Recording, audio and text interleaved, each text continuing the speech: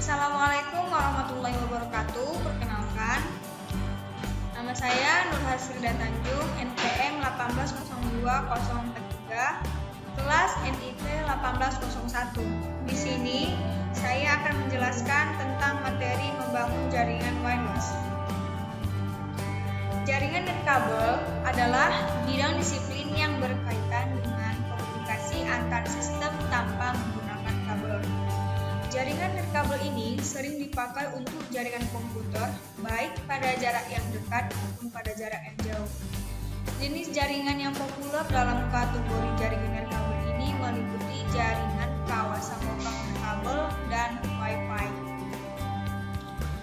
Wi-Fi adalah nama lain yang diberikan untuk produk yang mengikuti spesifikasi 802.11. Sebagian besar pengguna komputer lebih mengenal istilah Wi-Fi card atau adapter dibandingkan dengan 802.11 card adapter. Wi-Fi merupakan merek dagang dan lebih populer dibandingkan kata IEEE 802.11. IEEE adalah organisasi internasional beranggotakan para insinyur dengan tujuan untuk mengembangkan teknologi meningkatkan harkat kemanusiaan. Sebelumnya IEEE memiliki kepanjangan yang dalam bahasa Indonesia yaitu Institut Insinyur Listrik dan Elektronik atau Institute of Electrical and Electronics Engineers. Teknologi nirkabel adalah teknologi yang menghubungkan dua piranti untuk bertukar data tanpa media kabel. Data dipertukarkan melalui media gelombang cahaya tertentu atau gelombang radio. Jaringan nirkabel biasanya menghubungkan satu sistem komputer dengan sistem yang lain menggunakan beberapa macam media transmisi tanpa kabel. Kelebihan wireless. 1. Mobility. Sistem wireless LAN bisa menyediakan user dengan informasi akses yang real time di mana saja dalam suatu organisasi. Yang kedua, installation speed and simplicity. Instalasi sistem wireless LAN bisa cepat dan sangat mudah dan bisa mengeliminasi kebutuhan penarikan kabel yang melalui atap ataupun tembok. Yang ketiga, installation flexibility. Teknologi wireless memungkinkan suatu jaringan untuk bisa mencapai tempat-tempat yang tidak dapat dicapai dengan jaringan kabel. Yang keempat, reduced cost of ownership. Meskipun investasi awal yang dibutuhkan oleh wireless LAN untuk membeli perangkat hardware lebih tinggi daripada biaya yang dibutuhkan oleh perangkat wireline hardware, namun bila diperhitungkan secara keseluruhan, instalasi dan life cycle cost, maka secara signifikan lebih murah. Yang kelima, scalability. Sistem wireless LAN bisa dikonfigurasikan dalam berbagai macam topologi untuk memenuhi kebutuhan pengguna yang beragam. Kekurangan wireless, delay yang besar, koneksi tidak stabil.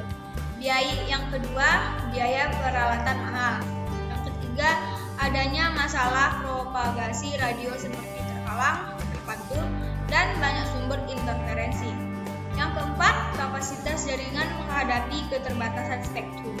Yang kelima, keamanan atau kerahasiaan data kurang terjamin. Komponen wireless LAN, access point, alat untuk mentransmisikan data. Mengkonversi sinyal frekuensi radio menjadi sinyal digital yang disalurkan ke perangkat WLAN yang lain dengan konversi ulang menjadi signal frekuensi radio. Yang kedua, extension point berfungsi seperti repeater untuk klien yang tempatnya jauh. Settingan channel di setiap AP harus sama, biasanya merek juga harus sama.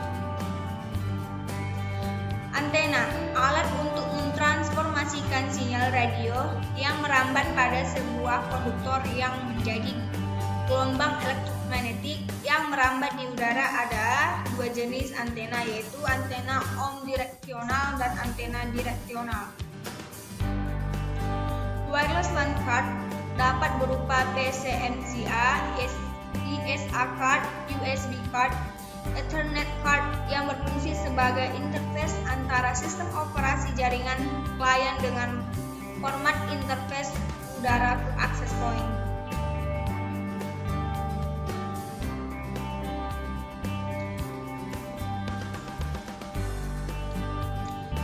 Tipe jaringan nirkabel. 1. Wireless Wide Area Network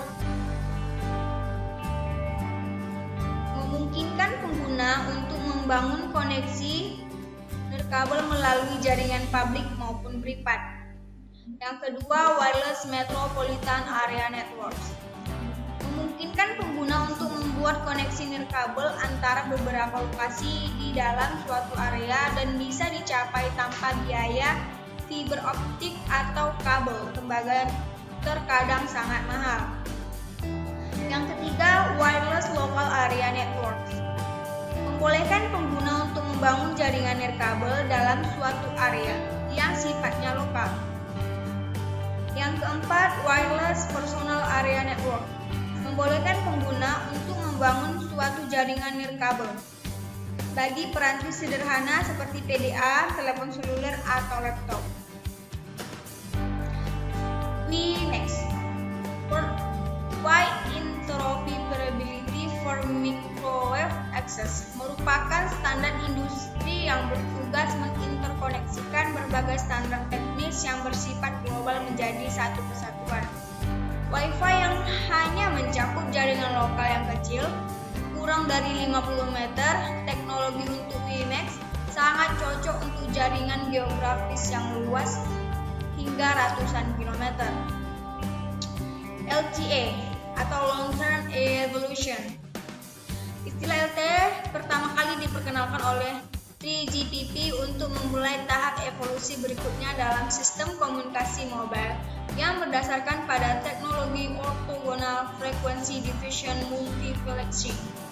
LTE digunakan untuk menyediakan solusi all IP pada arsitektur jaringannya. Pada LTE, circuit switching hadir di jaringan inti. Layanan LTE pertama di dunia dibuka oleh Telia Sonera di dua kota Skandinavia, yaitu Stockholm dan Oslo pada 14 Desember 2009.